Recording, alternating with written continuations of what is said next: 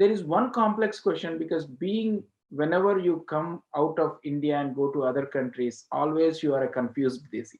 Typically, that is true, because let me ask you one question on the 401k. For example, most of us have filed our PF in India and then go back to any other country and then pay there the 401k or whatever the term is called in that country, and then we move on to US, and then we start our 401k a little late. So tell us more. Can all this be clubbed somewhere? Is it possible? No, not yet. World is not that flat yet. World is Mhm. flat, but not that much. There are rules and regulations of each country. So, for example, PF, right? PF, when you come to the US, when you draw the PF, Mhm. because you got a tax deduction for in putting the money in PF, that portion you have to pay tax in Oh, US at the time. The portion which is grown, which is the income portion, you have to pay tax in US again. okay. And that's why we do something called as transition planning. So if somebody is moving from India to here and they have a lot of wealth, when do you come to the US? When do you apply for citizenship? When do you apply for green card? All those steps calls for a lot of planning, right? So unfortunately, there is no one single one button click and all the retirement plans merge. That doesn't exist. And I don't think it will ever exist. At least in our lifetime, I don't think that's going to happen. And but there are ways to minimize tax on that, and there are ways to plan for retirement from in that particular country. We do have clients living in Netherlands who moved to the US, clients living in India moving to Singapore and other countries too. So worst case situation, you may have to pay a little bit of tax, right? So that's all it is. Still tax is not 100% tax. Worst case is 50% Hopefully, in this country in pandemic will make it global. So that we never know, what is right? that? This pandemic may make it global very soon. Yeah. It will be global, but trying to bring the retirement plans of different countries on a global platform, I think is going to be very hard. Okay, but that's definitely after a certain age we can encash them, right? In each country differently, wherever we are.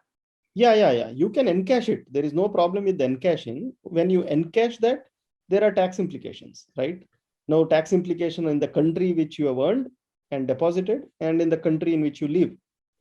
For example, PF in India, which somebody has earned in their initial years, and now they have become US residents, green card or citizen or H1 residents. Now, when they withdraw that money, they have to pay tax in US. Now, clients come furious to me. They're like, why should I be paying tax on that money which I earned in India? Then I have to explain them what residential status means, what legal status is, what green card is, what we all are running behind green cards. When you are moving from H1 to L1, we tell them, boss, it's not such a great thing from a tax point of view. Keep that in mind. But yeah, from long-term point, career point of view, ambition and all that, it's great. But green card and citizenship from a tax point of view is not so good. But if you are able to live with it, it is okay. Absolutely, absolutely. There are a lot of complications, Sudhir, as you said, definitely from one country to the other country. Especially, you also told one point, getting money from US to India is easy, but getting money from India as a dollars to US, it's very, very tough. So definitely planning is very, very crucial. Mhm. And in the interest of time, Sudhir, I think we can talk on and on. Yeah. And definitely, I would take another 2 sessions with you, because we did cover wealth planning, we didn't cover about real estate planning Yeah. and life insurance and those kind of stuff. But before we go, I wanted to ask one crucial question. During this pandemic, Mhm. there is a huge bubble in real estate, right? So throw us more light on what you see for the So buyers to buy or not. the bubble is there everywhere. Inflation rate is so high, and it can be called a bubble. It can be also called pent up demand, which is transitory inflation and things like that. Different people use different words. Mhm. But bottom line is, you just think about this, right? When everybody is sitting at home and suddenly everybody comes out, there is a demand. Now, Yes. when there is demand, the price goes up, right? That is what happens to airline tickets in June. When all the kids are out of school, the price of ticket goes up. Again, come February, the rates are down, right? Why is that? Because of the demand. So right now, the bubble in the housing market, let's talk about housing market, because most of your listeners are thinking of buying a house or maybe rental properties. In the housing market, there was a huge demand, from the date vaccines were introduced to even now. And there is a shortfall, there is a shortage of homes. The recent CNBC report said there is a shortage of 5 million homes. Wow. Now tell me, where is there a bubble?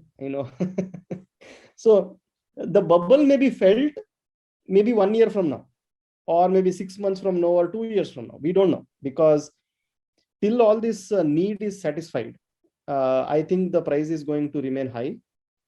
And if the interest rate goes up and people decide, okay, I don't want a home, let me live in an apartment. Why do I have to buy a home, right? Logic changes when things change, right? Right now, everybody is like, rate of interest is 2.5%, 3%. Let me buy a home. It's cheaper than rent. Let me enjoy, sell my own home. Now, those things, when it changes, that's when demand falls and pricing falls. And that's when a person who has bought today may feel, oh man, I bought it for at the highest point. Now, keep in mind one thing: you don't buy your personal property to sell. You buy Absolutely. your personal residence to live.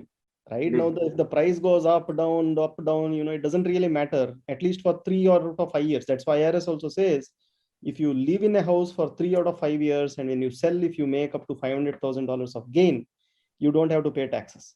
That's another tax planning tip for your listeners, right? Yeah. Uh, Wow. yeah. So coming to the answer to your question, there is a bubble. There is a bigger bubble in the stock market. Now, when this correction will happen, we don't know.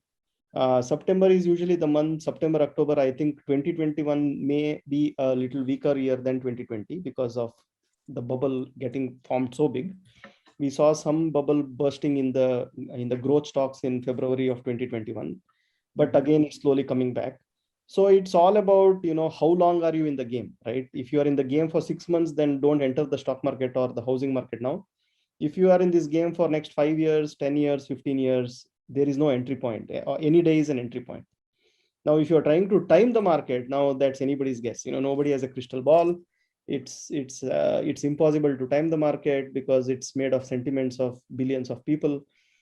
So keep in mind, talk to your realtor, talk to your CPA, talk to your attorney, talk to your doctors, and take your decisions. Definitely. Definitely, we are seeing all of a sudden, because of the pandemic, maybe everyone are working from home.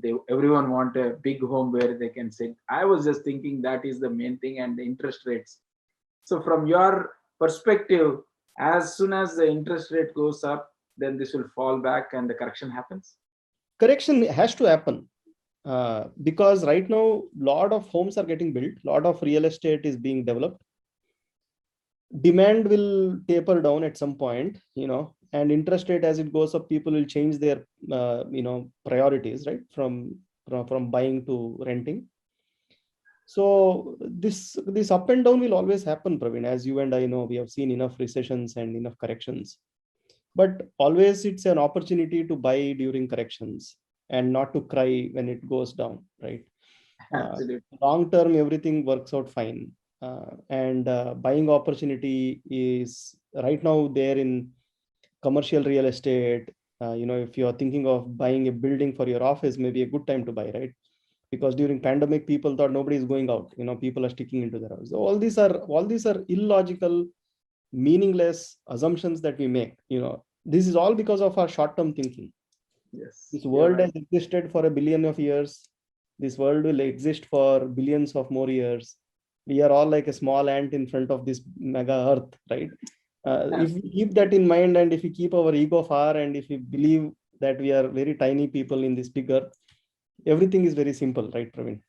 Absolutely, absolutely, Sudhir. You have rightly said. So, in the interest of time, I think we will continue these sessions on the. See, there are more questions from the viewers, especially on the NRIs floating around between US and India. What are the different types of taxes? How can we save? Where to buy the properties? How to declare the properties? So those kind of questions we have not even covered, Sudhir. So definitely we need your help for couple of sessions more, especially on this international taxing, and also the other one is wealth planning. So, as a closing message, what would be your message for the NRI community? How to plan taxing in this financial year? Sure. That's a great question and good question for the end. So, my 2 cents to all your listeners who are ambitious, career focused, family oriented Indian citizens, today US citizens or green card holders or H1s, L1s. This is for us, every day is a starting point. We have not touched the end yet, right? There is so much more good to happen on a daily basis. Yesterday another space shuttle went to Mars, to the space, right? So things are all going to a different level. This COVID-19 pandemic really helped people to sit inside their homes and think more, more productive, think beyond imagination, and a lot of people have done that. So that means it is like that time in the .com, when .com happened, when internet came into picture, right? This is next phase. 2000 was the first phase, 2020 is the second phase. Every 20 years, I think this will, or maybe shorter durations, this may happen. So for us, somebody like us who are in our 20s, 30s, 40s, 50s, 60s, and even 70s, these days 70 is also considered young, there is a lot of opportunities. Don't do anything wrong, right? Try to do everything right. Don't cut short, do everything right, because every day is more opportunity. And instead of doing something wrong, using a shortcut and getting into trouble, go long and do the right thing. Pay tax, that's fine. Do the legal side of tax planning, that's fine. Manage your wealth very well, grow your wealth very well, don't lose your wealth, and then take care of your family, your health. And there are enormous opportunities from now on. So my only last point to your listeners is think positive, think big, and think beyond your imagination. And next 10 years is going to be a bliss. You are absolutely right, Sudhir. I think the main points, if I were to recall from your message, health is wealth. That's the first one. Yeah, Be legal, do legal, plan very well, protect your wealth, improve whatever you can. And there are many opportunities. And Sudhir, before we close, I wanted to ask you, during this pandemic, what are the innovations you have done in your My Tax Filer or whatever the wealth planning? So, what was your innovation or thoughts during these 2 years? Yeah, this is a great question. So see, 2008 was a recession and I started My Tax Filer. 2020 was a recession and I started Legacy Wealth Planner. Wow, that's so two businesses in recession. My Tax Filer saw a great upside, from 2008 to 2020, and we continue to be growing very well. We call ourselves in My Tax Filer 2.0 in 2020 and 21. Because we have done a lot of things in terms of technology improvement, or our franchise program, our overall systems. And my wife Supriya, she has taken over the business. I have gotten out of the tax business. My focus is totally wealth right now. I help people manage their money and I help people reduce their tax. So I have a lot of investment ideas. I have a lot of hedge funds, a lot of different ideas which typically no financial planner in the US today has got, is what I can say. That much of innovation and improvement we have brought to this financial planning space. So, and I'm very proud of it. We have done extremely well on the amount of money that we are managing, and we have done multiple things. Pre-IPO funds. We have SpaceX, we have ThoughtSpot, we have Kraken, we have a lot of these unicorns in our portfolio. We have liquid assets, we have real estate assets, we have hedge funds. We are buying a lot of properties here in Dallas and Florida markets. So this is only innovation, right? This time that we got to innovate, to read, study, talk to people over Zoom and Google Meets and all that, put a strong foundation to the business and help the tax business and the CFO business grow to the next level, is what we have done. And we have built a lot of relationships in this last 1.5 years. Health improvements have taken place. Families have got time. We have spent more time talking to people in India, also families back in India. So I would say this is what innovation is, right? Beyond what a scientist like you would do, or engineer like you would do, or a doctor would do. I am a CPA. I'm a boring CPA. All I can do is read a, so, and I think we have done our bit. I think that's a great insight and great thoughts what you have built. And especially, I was really fascinated about your idea during the recessions you have opened your entrepreneurship and you are successful. So, to all the viewers, I think this is a great inspiration from Sudeep about his entrepreneurship journey starting in the recessions, and he is sustained and is flourishing in those. And we wish you all the best to you and Supriya as well.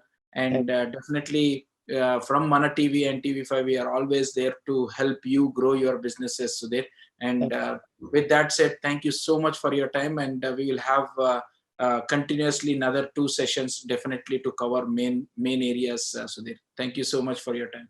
Have a wonderful evening. Thank you very much, Praveen, and thank you to Mana TV for giving me this opportunity to be on air and talk to your beloved listeners. Thank you. Thank you, Sudhir.